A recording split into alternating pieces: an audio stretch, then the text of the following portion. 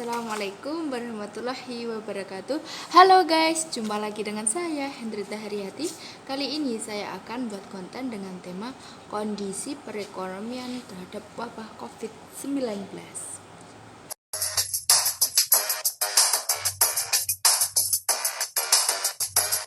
Nah, saat ini Indonesia lagi menempati ke peringkat 32 dari sekian peringkat 11. Karena perekonomian di Indonesia sudah diekspor ke Cina.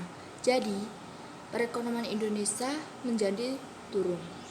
Indonesia sebelumnya dinilai yang mempunyai progres yang paling baik.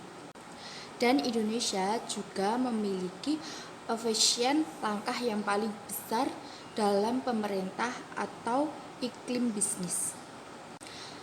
Kondisi perekonomian dampak Indonesia terhadap COVID. Apa sih itu? Dan bagaimana pandemi bisa menimbulkan krisis ekonomi di Indonesia? COVID-19 sudah merebak luas global yang tidak hanya menyerang Cina atau negara lain. Cina sudah berdampak serius, sebenarnya sudah berkontraksi perekonomian Indonesia. Cina perekonomiannya turun, Indonesia pun juga ikut turun. Karena Cina membutuhkan ekspor dari Indonesia. Nah, kemungkinan besar ini akan berdampak potensi krisis atau potensi global. Nah, apa dampak ekonomi yang terhadap pandemi di Indonesia ini? Nah, kemungkinan akan ada kelangkaan barang pokok atau kebutuhan pokok yang ada di Indonesia akan semakin menurun dan harganya akan semakin meninggi. Sebagaimana kita tahu, Cina ini sebagai penyuplai pertama impor barang-barang baku atau kebutuhan pokok di Indonesia. Nah, langkah-langkah apa saja yang perlu untuk dilakukan untuk mengatasi efek untuk corona di sektor ekonomi di Indonesia? Nah, ini dimensinya ada 3, jangka pendek, jangka tengah, dan jangka panjang. Jangka pendek adalah pemerintah menjaga kestabilan harga. Nah, ini untuk jangka tengah, mencari pasar baru selain Cina untuk target ekspor dan impor, juga harus dilakukan intervensi atau kebijakan baik fiskal maupun moneter. Nah, ini harga daya beli masyarakat akan berdampak meningkat.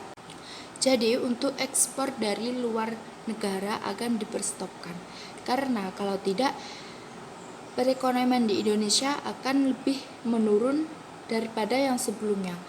Karena perekonomian di Indonesia ini sudah menurun untuk menangani pasien COVID-19. Nah, sampai kapan perekonomian di Indonesia ini akan secara normal lagi?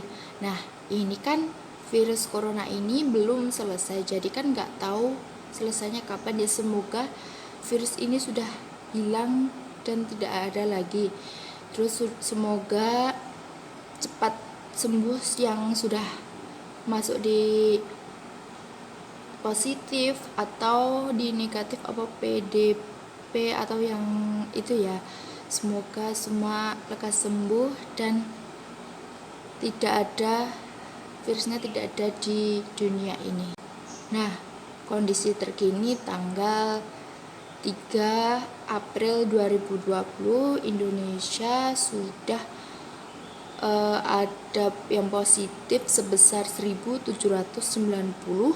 170 yang meninggal, 112 yang sembuh. Nah, semoga akan ada kabar baik, semoga semua lekas sembuh semua.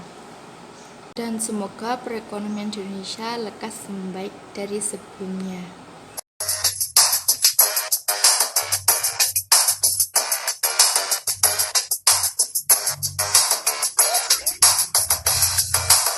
Sekian dari saya, ada kurang lebihnya saya mohon maaf.